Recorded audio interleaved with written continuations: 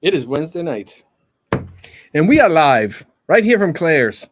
And look at that sign says ear piercing specialist. All right. If you're on here, say hello. Oh, people, I'm on the wrong screen. There it is. There it is. It's Wednesday night. And thanks to Bailey for the suggestion of the background. It is just nice to be listened to. So shout out to Bailey. Hey, John Chase. Sorry, guys. I usually tell you I'm coming, but I wasn't sure because I started to set up this little studio, and Facebook gave me a little warning that something was wrong, and I tried several times. I almost didn't make it tonight. I almost went home, and but here we're gonna do it until it happens. And if it's spotty, let's see. If it's spotty on here on Facebook, you can always go, oh, there it is. You could always go to YouTube. So that's the cool part about being us. All right. So there we are. I love this. All right. So again, if you, Brian actually is in the next studio over. Hi, Andrea. So hopefully he'll keep it down. You know how he is. And so yeah, I wasn't sure I'd be able to make it, and I couldn't get online because of Facebook was rejecting StreamYard. But here we are. So, what do we got? Let's do some a little bit of announcing. Obviously, I didn't mean to do that. All right, prayer requests and praises in the comments. If God's doing something, I'd love to hear about it. If you need prayer, that would be cool too. And of course, like and share it out. We are now on YouTube in case your Facebook stream just stops working, which is possible. The ladies' Bible study. I don't know how many ladies signed up for that. It is quite a few. And that starts this Sunday at 11. No, I'm sorry, at 10. Oh, it's the 11th at 10. And hopefully you bought your book ahead of time. That would be cool. What else we got? FPU started last night. I was here having a meeting, and they were in the auditorium having that class. And that, I just can't recommend that class enough. And it's done wonders for me.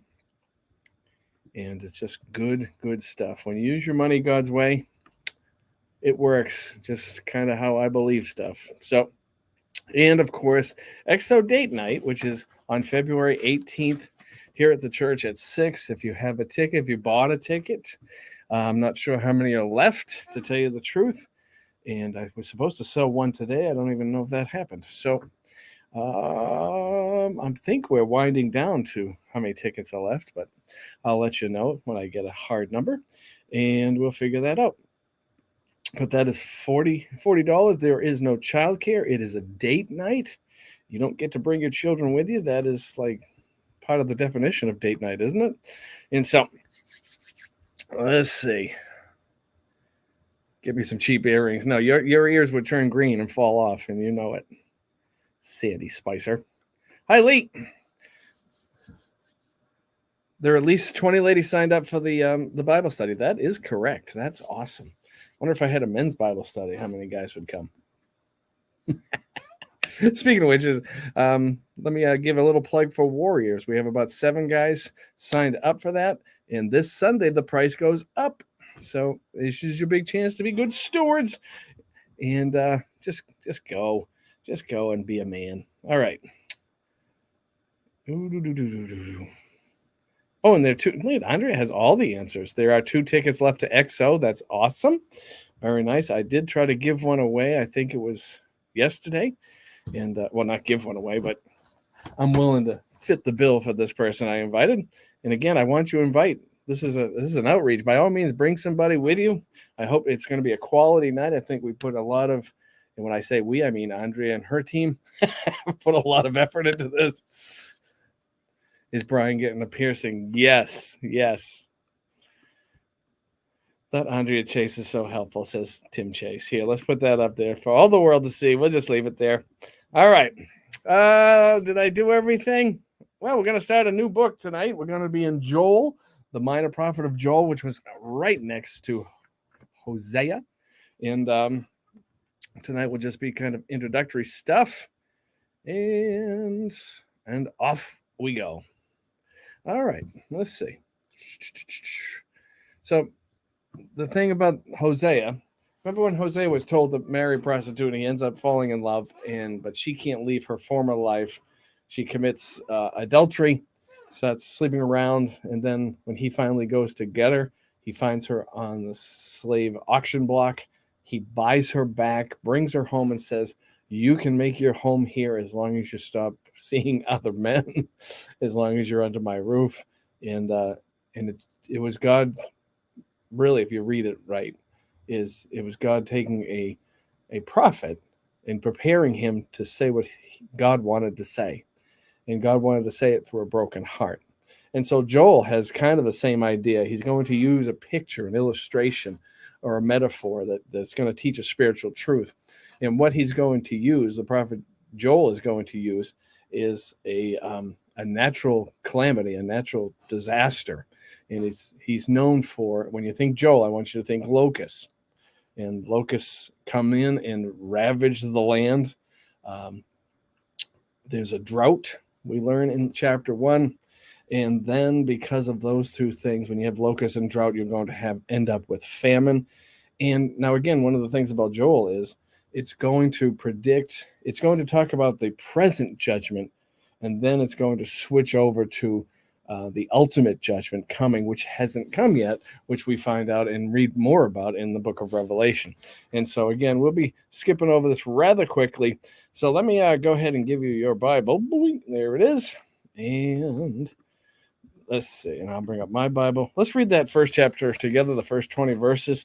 And the Lord gave this message to Joel, the son of Pethuel.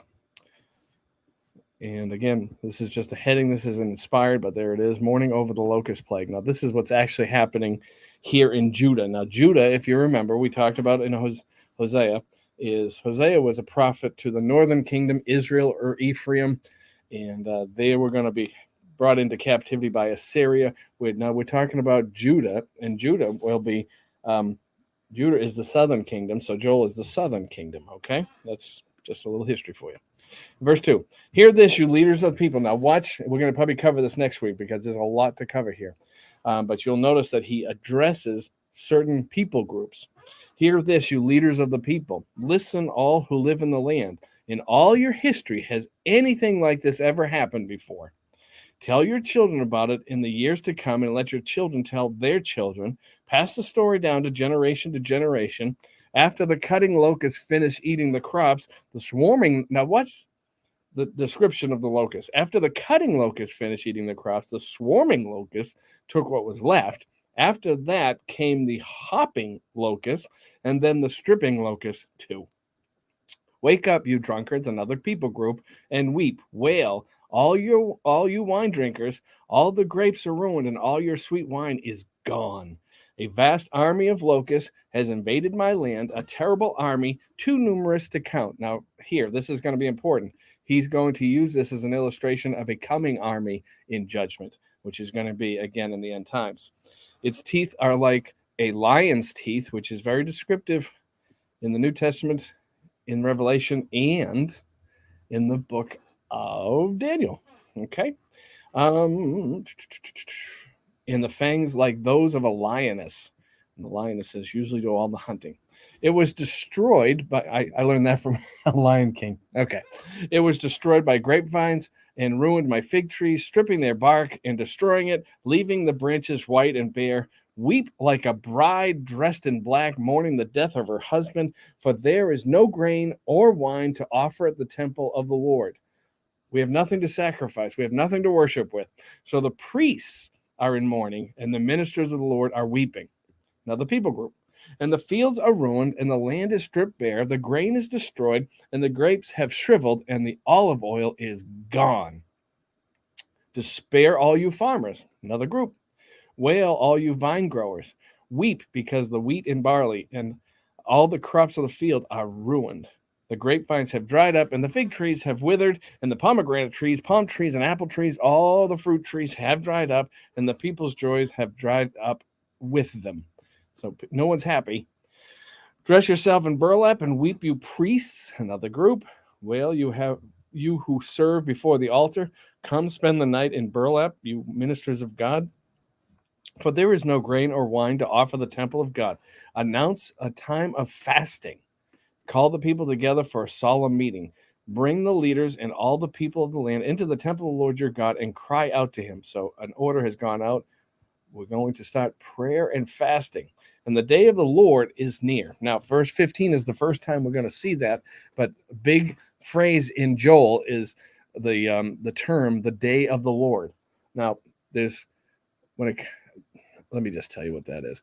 You find it in verse 15 here. You find it in chapter 2 and verse 1, chapter 2 and verse 11, chapter 2 and verse 31, and chapter 3 and verse 15. So you're going to see it. He's not the only prophet that uses this. You can find Isaiah at times referring to the day of the Lord.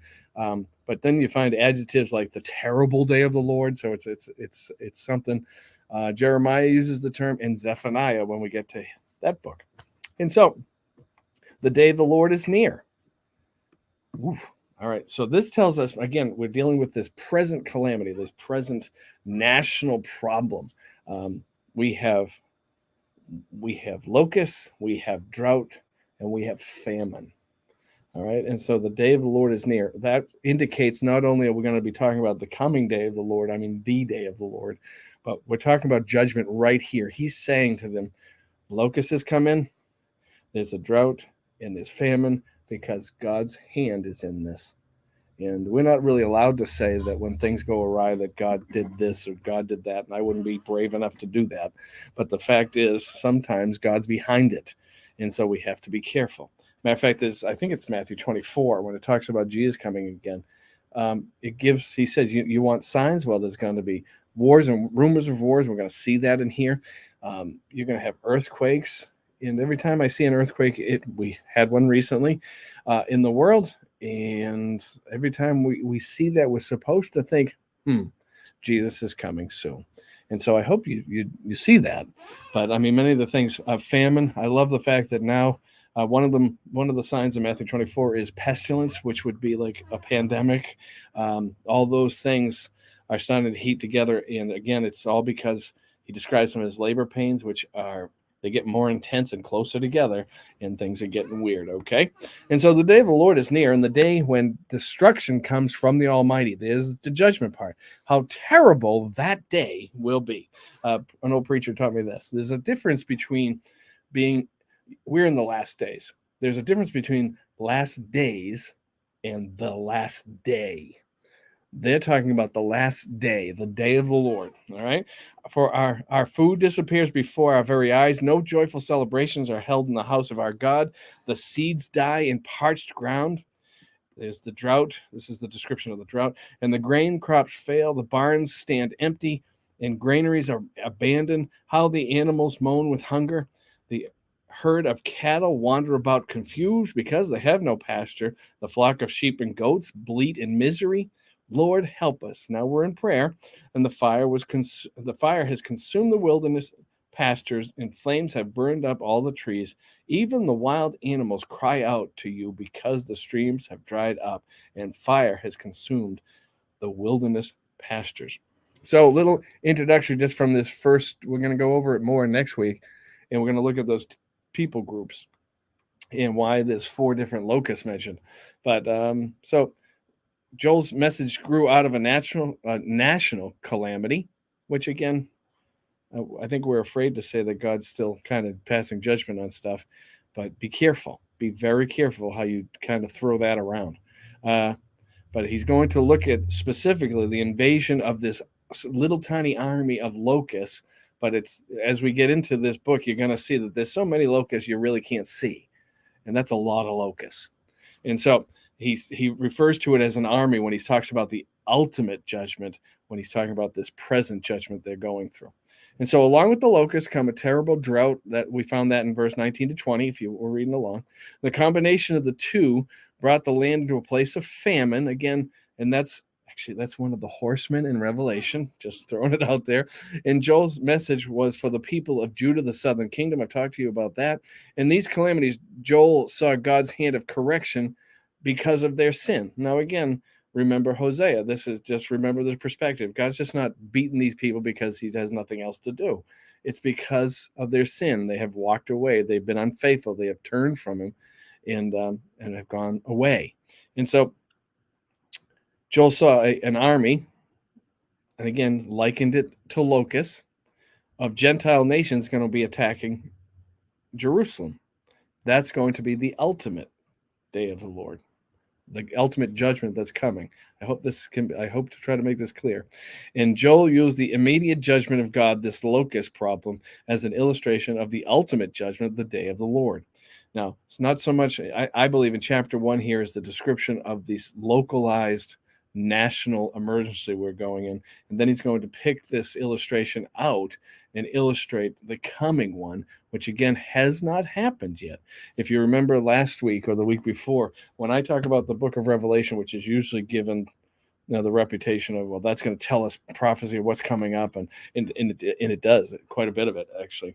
And like chapter 6 to 20, it talks about the coming tribulation, and the church will be gone. And I wish I had a whiteboard. I'd write it up, but here I am at Claire's. So what am I doing? And so he's going to use this as an illustration of the ultimate day of the Lord that's coming. And so there's obviously, heads up, there's going to be a massive army in this day of the Lord. And we're going to be talking about the day of the Lord will be that last one at the Battle of Armageddon, or as he describes it in his book, Joel, the Valley of Jehoshaphat. And we'll see that, okay?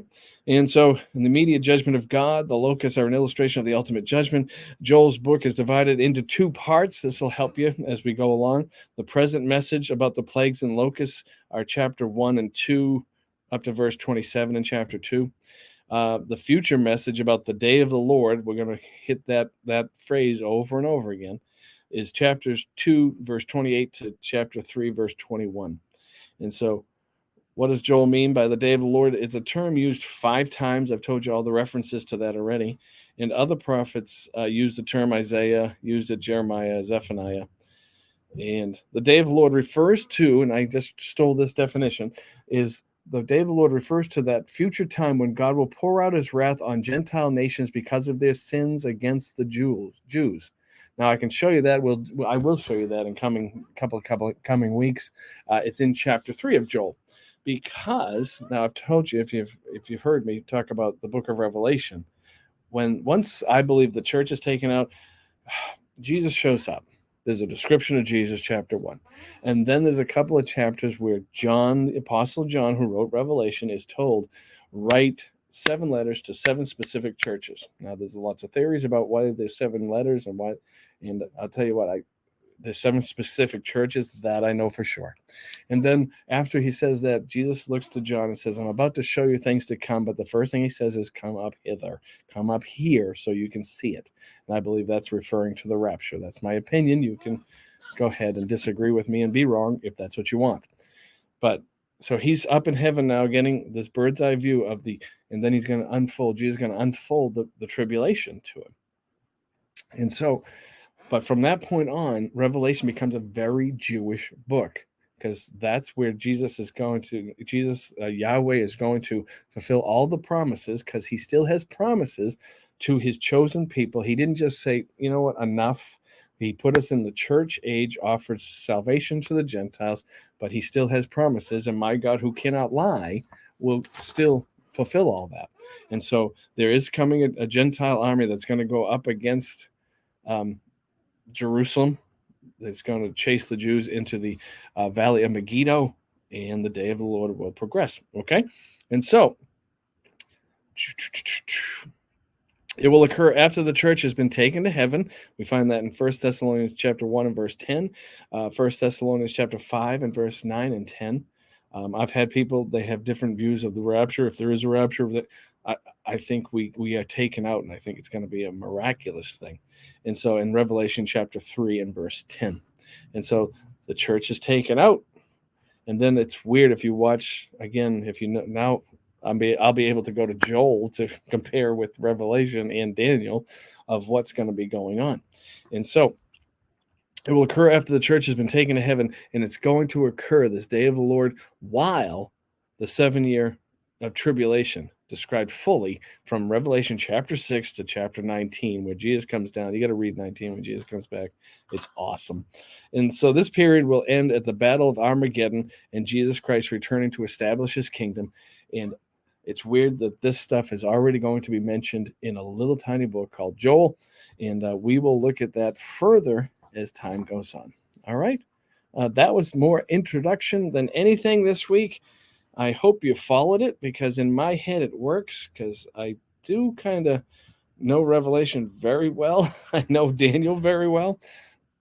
And the fact is that putting all these notes for the next couple of weeks together today, it's amazing how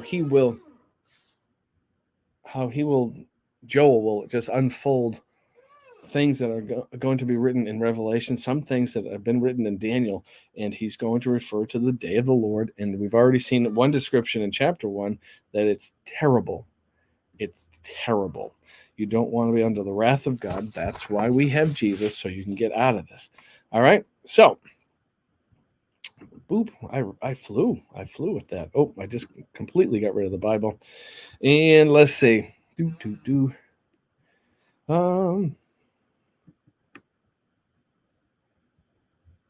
No, but Brian, he found out there were 2-for-1 specials and he can't pass up a deal. I'm afraid Evan Steele sent me this background. Oh, I can't. So you can see my wall. Wait a minute. There we go. Oh, I got to be very careful. There it is. I don't want you guys to know where I am. Hey, John Chase. Did you follow all that? Good man. Even if he didn't, he's just nice to me. All right. Well, that was fast. I have 8 minutes left. What are you guys up to? Brian McGrath's in the other room laughing at me. I don't think that's right. Look at me, McGrath. Oh, that was awkward, huh, Brian? So, lots of things going. I hope you've signed up and bought your ticket for XO. I'm looking forward to that. Court Holloway. I checked over. I spot check when I do messages and stuff, and I called him Kurt because I know a couple of pastors who their name is Kurt, and I called him Kurt, and I didn't even realize it. So I'm fixing that. It's Court. Not that I didn't know that. It was a slip of the tongue.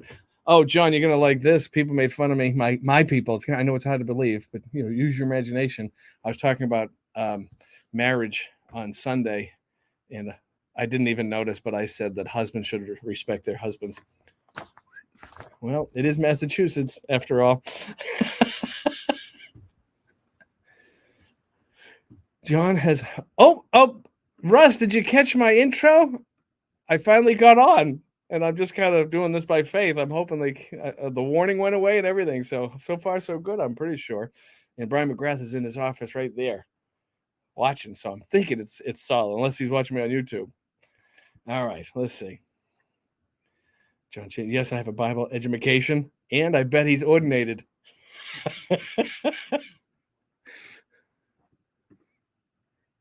Oh, I'm looking forward to Sunday too. I did a little work on that today. I've been here a lot of the day. Oh, Nova said goodnight. Did I miss that? Good night, Nova. Night. That poor girl loves me. That moment of awkwardness was sponsored by Brookridge Community. Ooh, boom. Let's see. Wow, it's moving. Oh, I did that already. Oh, well, thank you. I appreciate you coming. I think that's very nice. Like I told everybody, I usually tell everybody I'm coming, but I wasn't sure I could get on. I tried several times, and then all of a sudden it happened. Then I'm kind of weary that is it going to stay? But even the warning went away. It's not like I was being blocked by the man or anything. This isn't a conspiracy thing. Facebook was having trouble when I signed on for just this. Thank you, Lee. Thank you for coming. That's Lee.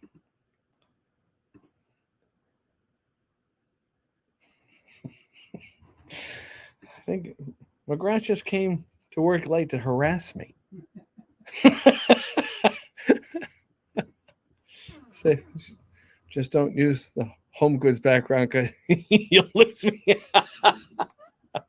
Well, again, my hat's off to young Bailey, who said, I want to see Pastor do it from Claire's. And okay. And if anybody else has a background you want to send me, which I'm not guaranteeing I will use, but Bailey can almost send me anything and I will use it. Oh, see, John, see, you can tell it's late. It's almost 8 and John's got to go to bed. Let's see. Yeah, I thought you were in the office this late to avoid McGrath. Wow. Evan's trying to cause division, Bri. Yep. John Chase, if you can get me Dodger Stadium, send me a picture.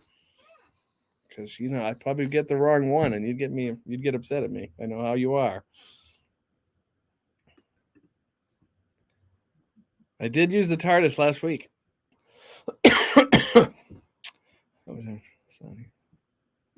Oh, Lee's agreeing with me. So it was an all over Facebook thing. Even Russ said he had a little trouble, but he had actually prepared ahead of time because he's much better man than me. Division is usually bad. Yes, well, biblically speaking, it's usually bad. Now, separation, on the other hand, can be good. There you go. I'm going to have him on here one of these days. I could probably send you an invitation right now, but time is short. All right, guys. Well, I appreciate even with no notification, you came out to play with me. And I'm looking forward to I'm liking this Minor Prophets thing because I'm learning quite a bit. I know like the gist and the main theme of each minor prophet, but it's been a long time since I've studied through them. So I'm very excited about this. And the fact is, again, I know prophecy a little bit. And let me give you a fair warning. Prophecy is not about education or information. It's about motivation. The Bible's very clear. We're in the end times. We just are. We're in the last days. We're not on the last day, but we are heading in the right direction. All right. And so thank goodness for Jesus. That's all I have to say. Because, John, I know you're slightly more mature than myself, and I say that with all the due respect, but is this not the craziest society you've ever seen in your lifetime? It is just, I have to. Oh, Nancy Greenwood, Mom is on here. Thank you for coming. That's nice. That's the truth. See, any of us who are like over 30, it is just, I never dreamed. But can you imagine? I always think of it this way, and I just have a pastor's heart, is I look at my job as a pastor, or at least of Bay State, is I'm trying to save you that duh moment when you have to stand before Jesus and he opens those books that the Bible talks about and some of the crazy things that we're spouting off. And some of it is seeping into churches. And I'll tell you what, it's scary. I kind of touched on it a couple of weeks ago. I did a message on absolute truth. And I talk about the Bible and I talked about Jesus, the living word and the written word. And they can be trusted because they're absolute truth. And but that's one of the things. You can't have your truth and I can't have my truth if they're not the same truth. That's just not how that works. That doesn't make any sense. And but that has seeped into churches. Because again, we kind of dabble in church and I'll do this, but I won't do that. I'll surrender this, but no, not this area. And no, that's personal. And I run into a lot of wrestling matches where I don't believe in spiritual and secular. I just don't. If you're in Christ, everything's spiritual. I think you bring them everywhere. And so if you're working, that's not secular anymore. It's spiritual. And so I just believe that. And so, but when stuff seeps into the church, I'm just very protective of that. And I have trouble with that. All right. Oh, look at McGrath. He's just. What do you need a ride, Brian? Oh. Oh, it is scary. There's my friend John Chase. And John, I watched your live tonight, and the fact is that you touched on, hey, it's weird to be in a pastor because truth and love, and I believe being the fullness of both. Jesus was the fullness. He wasn't 50-50. He was the fullness of both. And so I think we can be loving, but yet we still take the heat because when you talk about truth in the present climate and culture, you're just automatically labeled a hater. And oh my goodness, really? And so And there's my friend John, my location. It's a blessing and a curse. Mostly a curse for you. You're right, Brett. Let's get out of here. All right, guys. It is 8 o'clock straight up. Oh, that was nice, Stephen, talking to you guys. It's been a long day, and I'm a little tired. And I was just told by my wife that they made a lot of leftovers, and all of it's gone. So I'm going to stop by Evan's house, pick up some food. Oh, there you can see my secret entrance now. Oh, man. Gotta do something about. Well. And again, a shout out to Bailey. Sure. He's always so willing. He's a good man. Make sure you tell your daughter thank you very much for the help tonight. And I think the purple brings out the red in my eyes. What do you think? And so, all right. Love you guys. Make sure you get to church on Sunday. If you're here with John, if you're here, Nancy, I mean, obviously, mom of Russ, that's awesome. Thank you for coming. She was thrilled. Oh, I'm thrilled that she thought of me. I think that's I tell you what, when someone thinks of me when they're not here, I'm touched. And so Bailey is a sweet little lady. All right, love you guys. It is 8:01. Have a good night. I will see you Sunday. Be praying for all the things I announced. Be reading up in the book of Joel. I think it's only 3 stinking chapters, so I think you can do it. You can probably do it a few times before next week, and we'll pick up again. All right, love you guys. Mwah. Bye.